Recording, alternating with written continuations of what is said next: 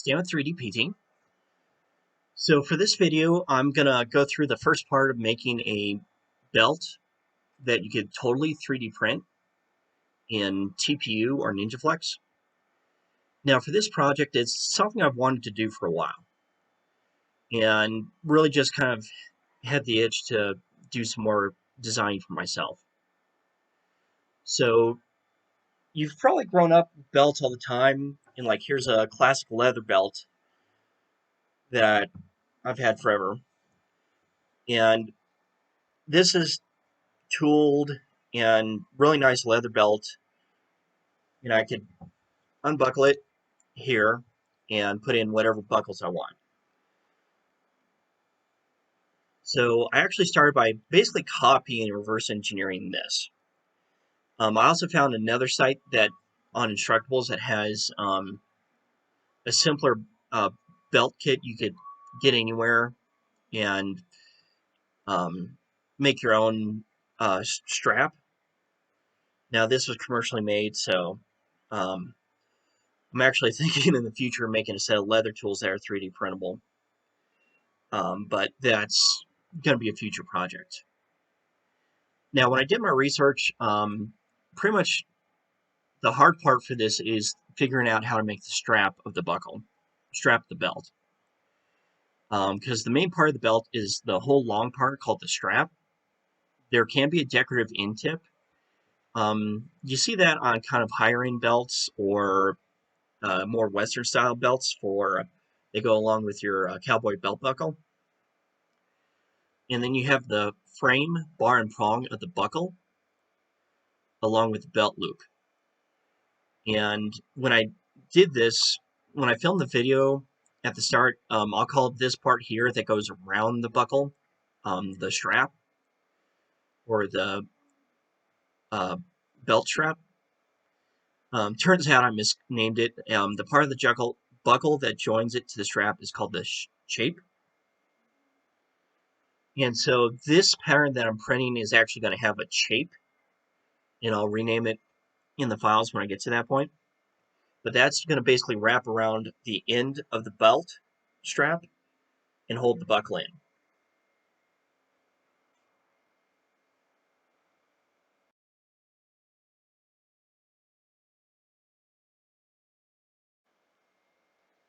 So to design this, I'll actually do a full-length video later to go into a lot more detail. But this is a TinkerCAD design.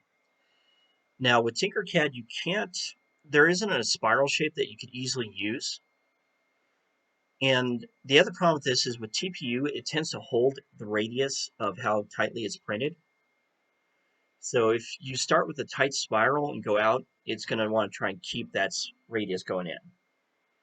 So for this, I ended up printing it in kind of a boxy maze shape.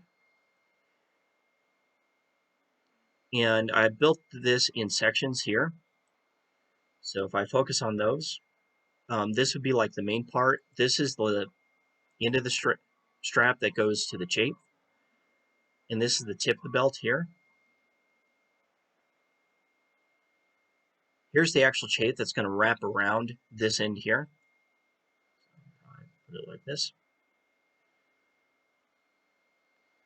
And these are a couple keepers. Here's one with an extra loop for a key leash and just a regular keeper. And I am working on a buckle. I'll save that for later. But the big part here, the strap, is designed to wrap around and fit on the build plate in one piece. And you could print this in a rigid material and it'll snap on you. But if you do it in TPU, which is flexible, then you could actually pull a working belt off of this.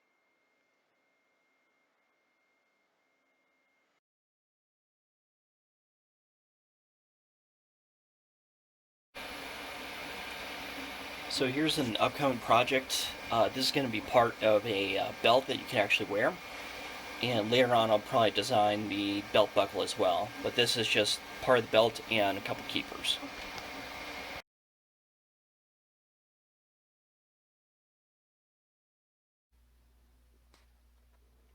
So my first belt prototype I noticed while I was printing, it looked like it didn't have any infill, so I screwed up a setting here. So it's still printed, and comparing it to a regular belt, it's a little thin, or it's a little short. That's fine.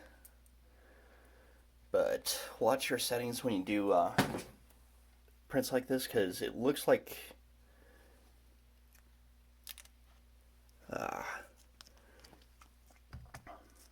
so right idea, probably just gonna, I had a design here too, didn't turn out, but along here you see how I have the holes that are kind of teardrop shaped. That's because whenever you have overhangs, a teardrop shape closes up better and doesn't give you as much issues as this.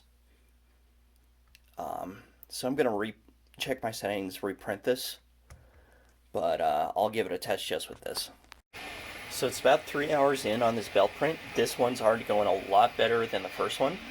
You can see that the walls are solid. And it's just printing around in a loop. Now, the reason I did it in a square pattern was because in TinkerCAD, there's no spiral pattern. I was worried about the radii of the material being a little too tight, especially when it has to unfurl. And I'll show you on the other belt that I printed. It really doesn't matter that there's corners on this, because once you wear it, it actually kind of flattens out, and the curves will stretch. So I'm not too worried about that. Now this is printed with 100% infill, so it's completely solid. And you can see here the kind of result that gets. I'm still trying to work out my settings for supports on TPU. Unfortunately, TPU is known for pretty much being really aggressive on overhangs and support material. Right now, I'd rather have it all stuck down hard to the plate than anything else. But if I want to play with this more in the future, I'll have to work out that setting on my print. Outside layer, I only have about a 2 layer brim. You actually don't need much of a brim with TPU, it sticks to the plate. And this is just straight PEI with glue stick.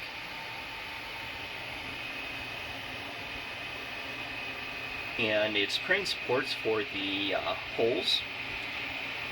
On this belt, I only made the holes in the front and back section.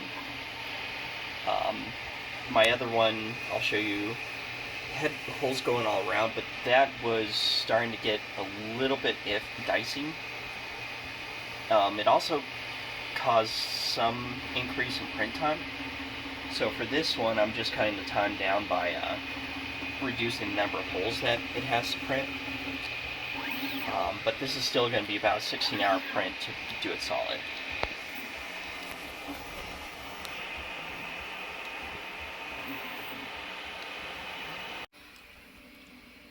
So it's about 8 hours into a 16-hour print, so it's about halfway there. It's already made the holes for the belt. And for TPU, pretty much, I think I've gotten most of my settings down to prevent stringing, but TPU is really kind of gooey, so no matter what, you're going to have few little strings, which will clean up easily in post. And yes, I do have supports for the holes. And even with that teardrop design, I'd rather have it supported than not. I think what I'm going to do after this is I'll put in the grommets, and I might play also around with heating them up so they actually seal a little bit against the material.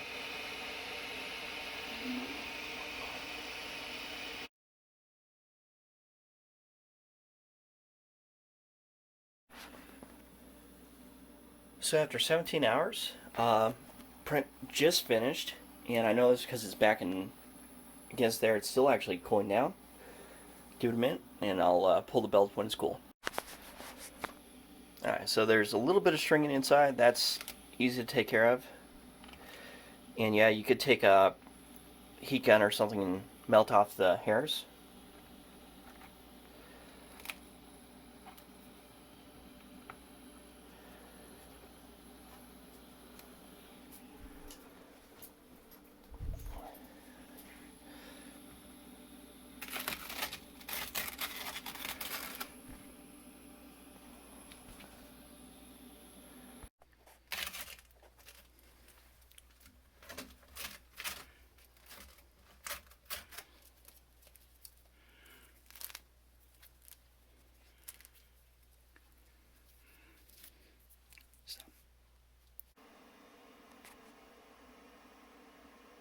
So I clean up the belt inside and out. Pretty much just went along with a pair of flush cutters and cleaned off all the hairs and everything. This ended up being, this is still the overhang on this little detail here on the tip of the belt, strap. I actually kind of like it right now, so I'm just going to leave it on. Now for the holes, I'm going to seat some grommets in and see how those go.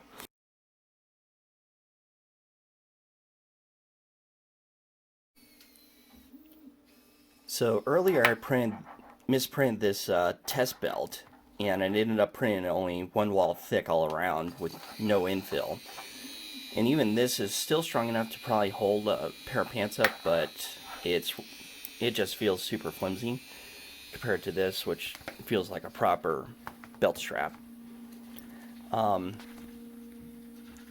I scrounged up some spare belt buckles, and I'm just going to I'm actually going to print another set of keepers right now, and a strap to hold the buckle on.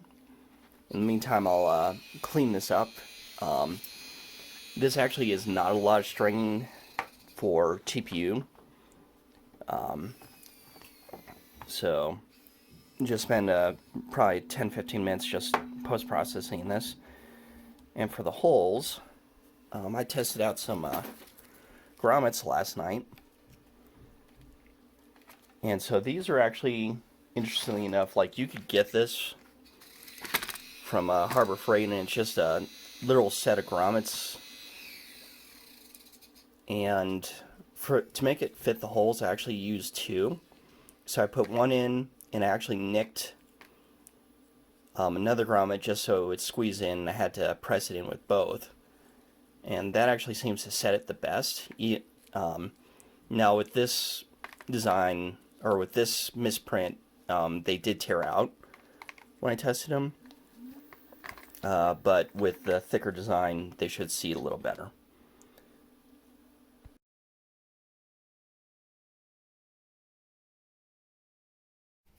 And I'm going to use the soldering iron just to heat the grommet.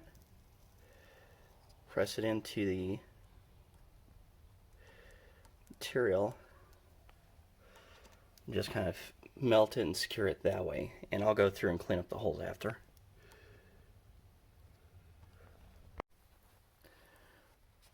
So I'll try and get in frame this time. So I put a grommet on a soldering iron. Push it in.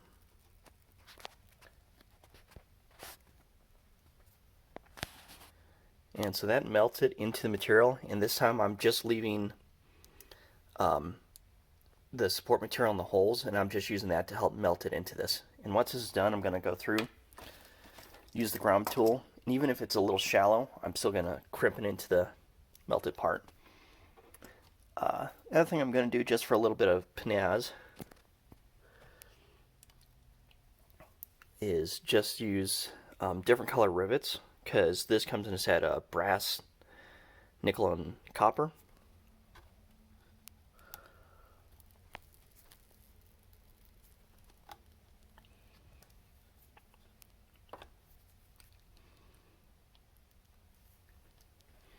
And just seat them that way.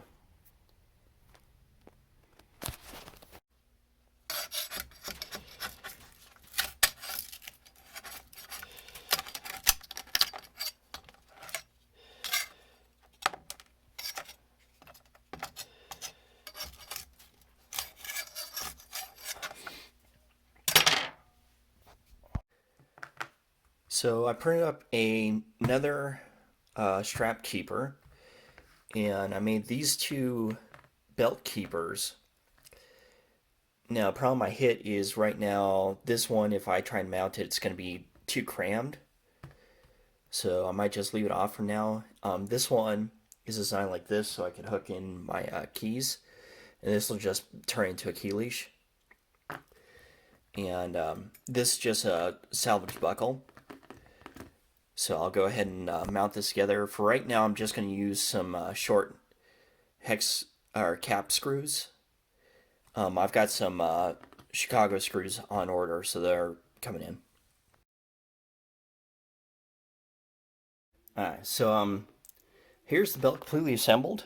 So it's got grommets. For the buckle right now, I just have some standard cap screws holding it in place. I do have the Chicago screws on order. And for right now, this is just a belt buckle that I salvaged off another belt. So when I put it on, I'll go around this.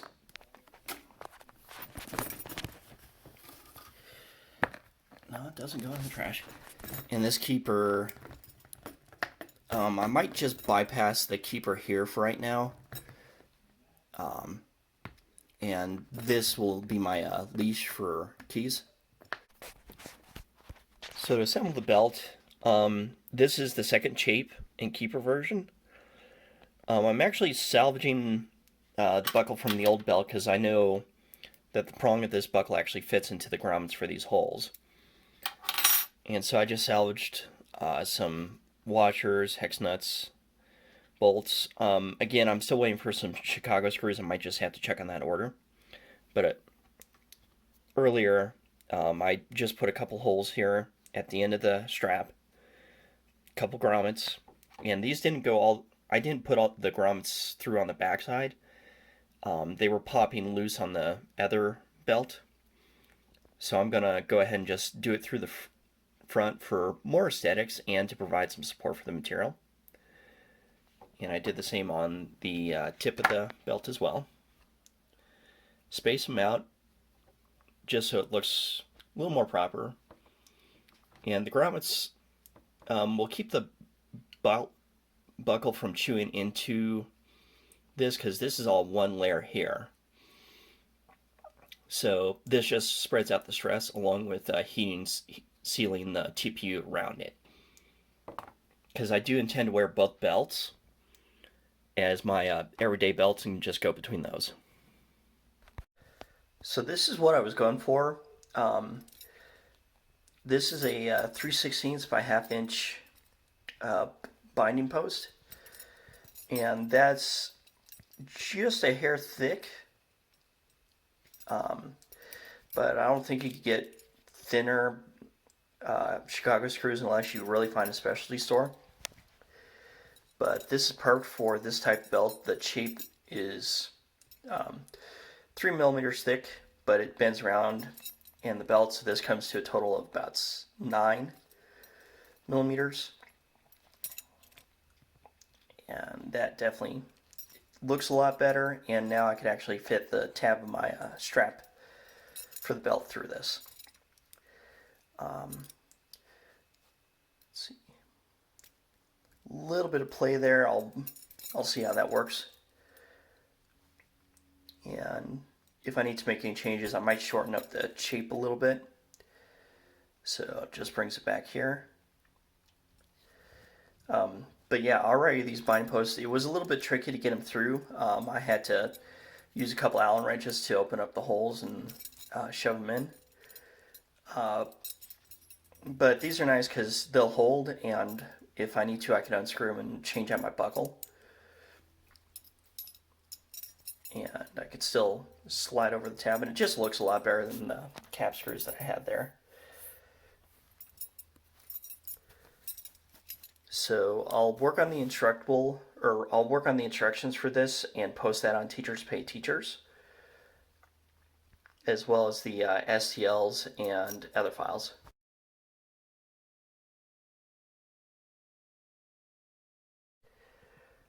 So trying the belt on, have the key leash here, going around, and with the binder post, this actually lets me fit the tab the belt into the keeper and complete the look. And yes, I'm filming this upside down, but it still looks great. I missed the belt loop here. So editing Stan here. I'm working on part 2, where I actually go through the TinkerCAD walkthrough and show you in detail how to make the belt. And I'm actually printing up version 2 of the belt right now behind me. So that'll be probably about 2 or 3 weeks out. And if you like what you see, please like, comment, and subscribe. I also sell lesson plans on Teachers Pay Teachers. And if you want to buy a 3D print, I am selling these clean and dirty tags that glow in the dark. These are great for your dishwasher or washing machine at home. So I sell that on Etsy. All the links will be below. And if you have another idea for what you would like to see me design print in GPU, please let me know.